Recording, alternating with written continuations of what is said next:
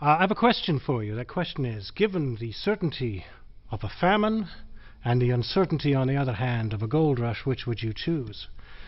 Now, my family came from Northern Ireland in the 1840s during the potato famine, and they chose Liverpool, which is to say neither or both.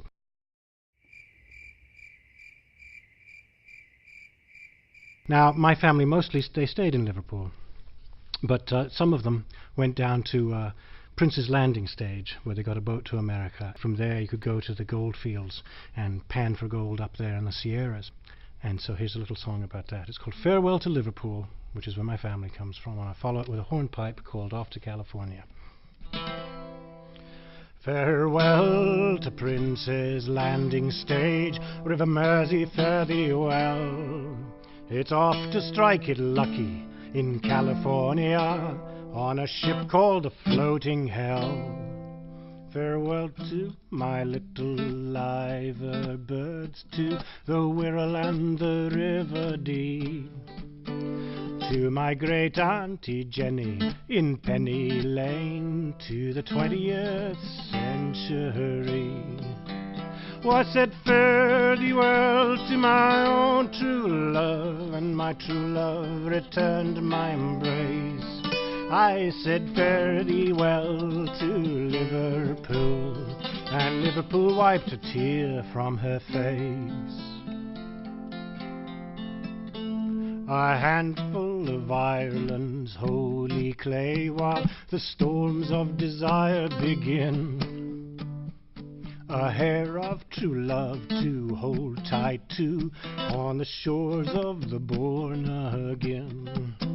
Oh, I've been looking for gold in my bone yellow hills, and the gold is looking for me, to crown me with flames and burn out my roots and change me entirely. So I said fare thee well to my own true love, and my true love returned my embrace.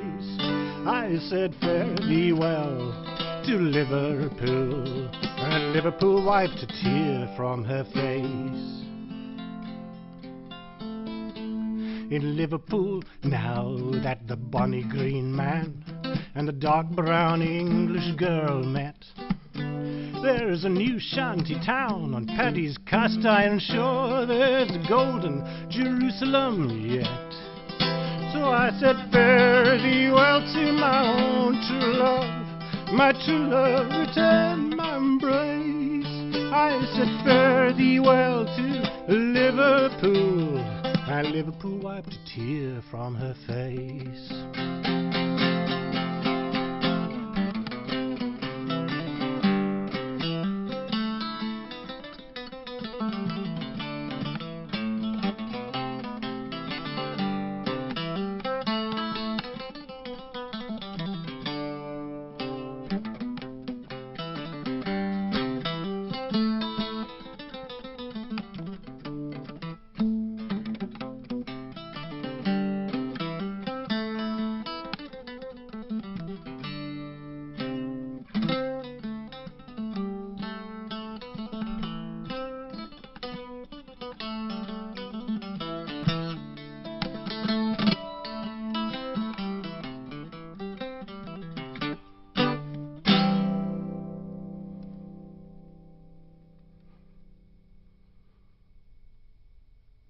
So I just played a hornpipe called Off to California, and I learnt that particular way of playing it from my friend Robin Williamson.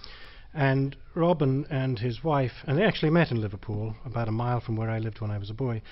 They would come and spend most of the winters in California back in the late 80s and the early 90s. And what I would do is I was living up in the mountains up by Pine Flat. I'd get a bus down to LA, and I'd go meet Robin. We'd rent a car, and I'd take him on his West Coast tour. You know, he'd do one every year. So one of these trips before we started off, I said to Robin, you know, I was in the Bakersfield Greyhound station. I heard the most interesting thing. And he goes, now what's that, David? And I said, well, it was two people having a conversation, a woman and a man. I couldn't really hear what they were saying, but she said something that really stuck out to me. I don't know what she meant, but it just really stuck out. She says, don't take me to Delano, Darlin. Take me to Ducor. And Robin says, "Oh, now what's that mean?" "But it sounds great. Sounds like it'd make a fantastic country song, don't you? We should write it. We could make hundreds of dollars, you know. Hundreds, literally hundreds. We could have a hit." So here's a song about how that kind of worked out.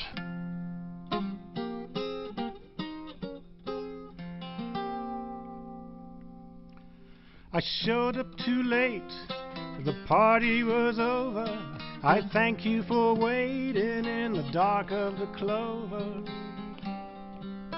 Now we both of us look a little worse for the wear, with that one for the road and that double dare, just beware.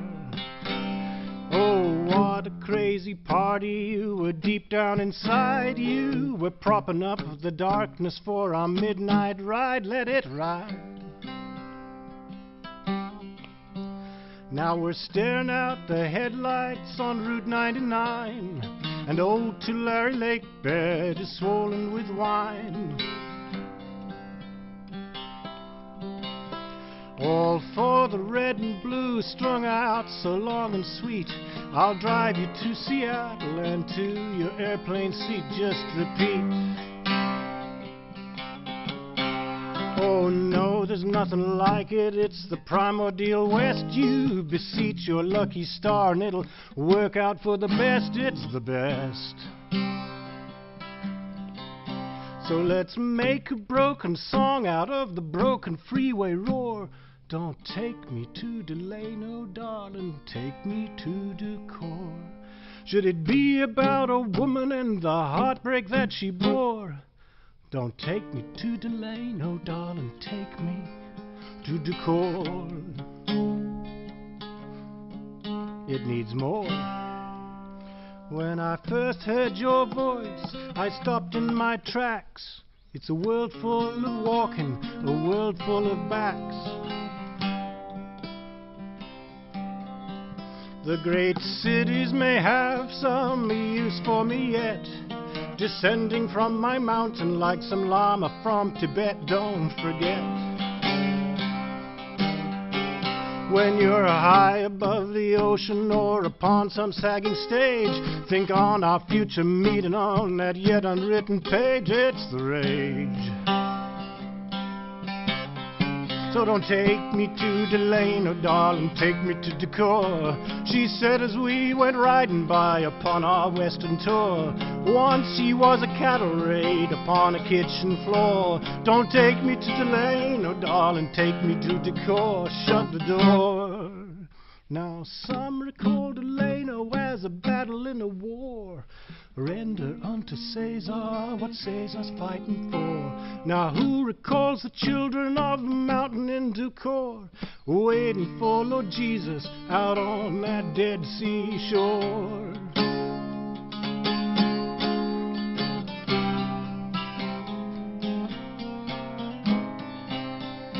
Now I wish I had been a glory rider like you back in the 1960s when the world was true. Now the engines of remembrance go putt-putting along through the 70s and 80s. When I learned to drive a song, something's wrong. So you work under the hood, and so you get your winter wood. So you drive your woman wild, and so you raise a little girl child. So don't take me to Delano, darling, take me to Decorah, she said as we went riding by upon our western tour. Don't take me to Delano, darling, take me to Decorah. Once she was a cattle raid spread on a kitchen floor, nevermore.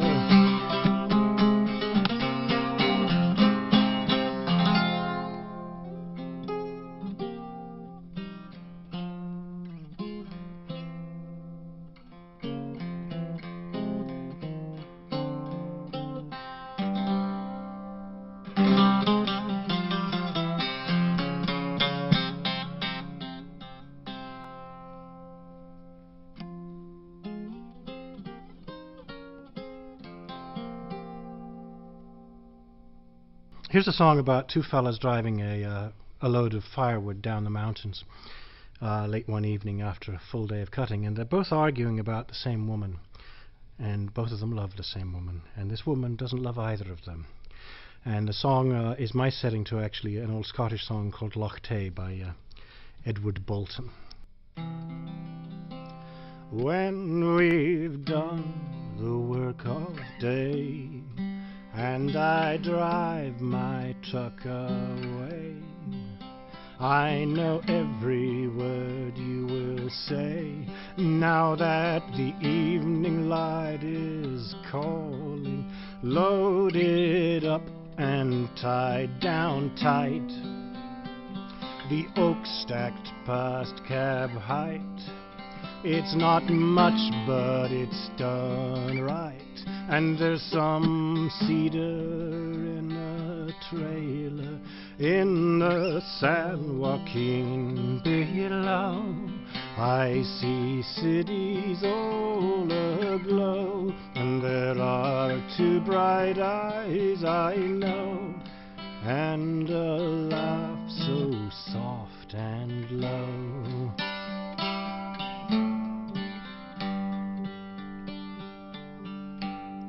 She's the best you ever had, and yet you say that she burned you bad. And yet, as you say when you get mad, hell, we're only selling firewood when she's shaking out her hair. Her beauty is unfair, for no woman can compare, not from L.A. to Visalia, what they may or may not show. Down that winding road real slow, they mean a little more, you know, than a flake of falling snow. She's my joy, my sorrow too, and yes, I know that she is not true. And yes, I knew that long before you said I'd be better off without her. For my heart is that trailer we tow, and I don't care that I don't know if she plans to let it go as you sing whoopee-tie-o.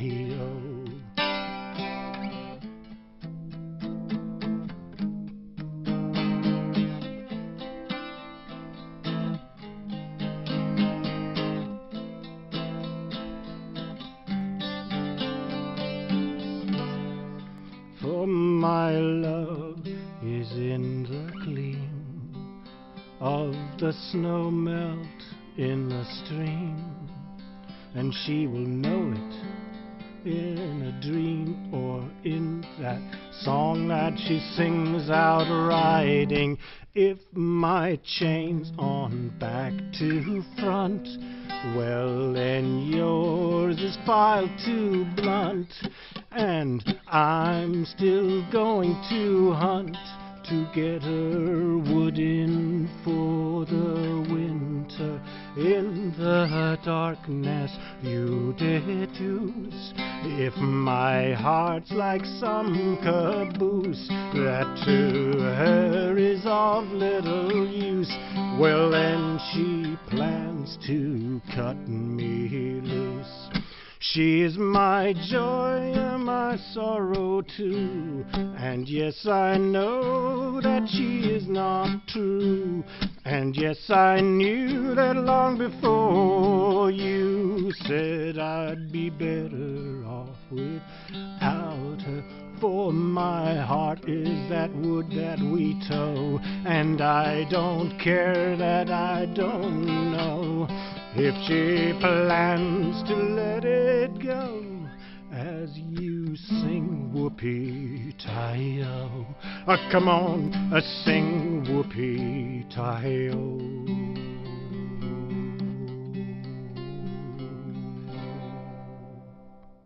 So imagine, if you will, here I am in my beautiful cabin, and the snow's coming down, white and soft as cotton balls, though considerably colder. And behind me on the couch, my wife and daughter are snuggled up reading a storybook, and I'm putting a log on the fire, and at that moment I realized I was happy, and I'd never been so happy in my life. And the next thought that came into my mind was death. You see, ladies and gentlemen, I'd learned the great secret that nobody actually wants to be happy. They say they want to be happy, but the truth is, when you are happy, you've got something to lose. And if you're very happy, you've got a lot to lose. Well, a couple of years from that great revelation, we lost a lot. We lost our income, we lost our home, and like so many people in situations like that, we ended up in Bakersfield.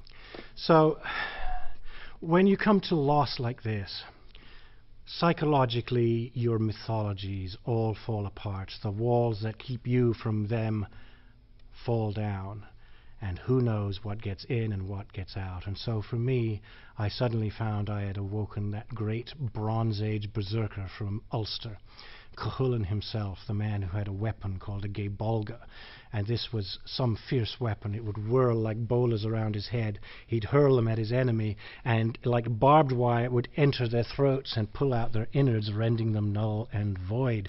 And his dithyrambic mantra was death, death, death. So here he was confronting me, not too pleased that I'd woken him from the dead. And what could I do? So I took all that Bakersfield had given me, and I put together a song to counter his. And it goes a little bit like this. So when Cúchulainn went to Bakersfield, he wept, he wept. When I went to find him there, I slept, I slept. I slept because I would not see the trouble I'd got in. He wept because the deathlessness had overtaken him. A deathlessness, what could be worse in Bakersfield's fair town? All because I took so long to lay my body down. I lay my body down, at last I took my golden rest, down in my golden mobile home, out in that golden west. Now they say he used to cowboy up by Coalinga way, that every rustler had to face Cúchulainn some dark day. But those dark days are over now, and there's no one left to see Cúchulainn's wild and lovely bull, which we call Mystery. So when Cúchulainn went to Bakersfield, he wept, he wept. When I went to find him there, I slept, I slept. I slept because I would not see the trouble I'd got in. He wept because the deathlessness had overtaken him. Well, I thought I caught a glimpse of him from Panorama Drive, down among the oil fields, just fighting to survive. And I knew I'd have to face him, and that could mean my life. I knew I'd have to do it for my daughter and my wife. Now Cúchulainn is awaiting me beneath my bridge of sighs, where 24th Street spans the river curve widthwise, down in that dust and shadow with that weapon in his hand, with which to rip my guts out and feed them to the land. Old as he is and trembling, he still has the strength and speed I know is necessary just for him to do the deed. Now I must find the strength and speed as night to light must yield, to take Cúchulainn with me way down in Bakersfield.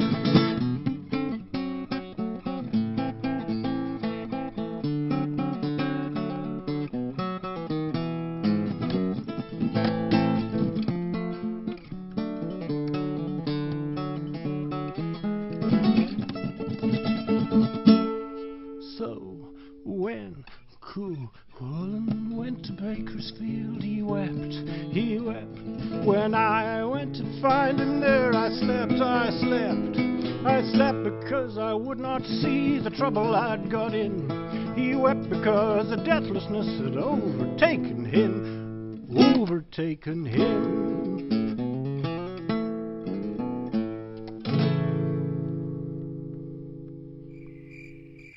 This has been Coffee House Sessions, a service of Brighthouse Networks, and if you'd like to find out more about me, you can go to davidnigelllloyd.com. and it's been a real pleasure. Thank you.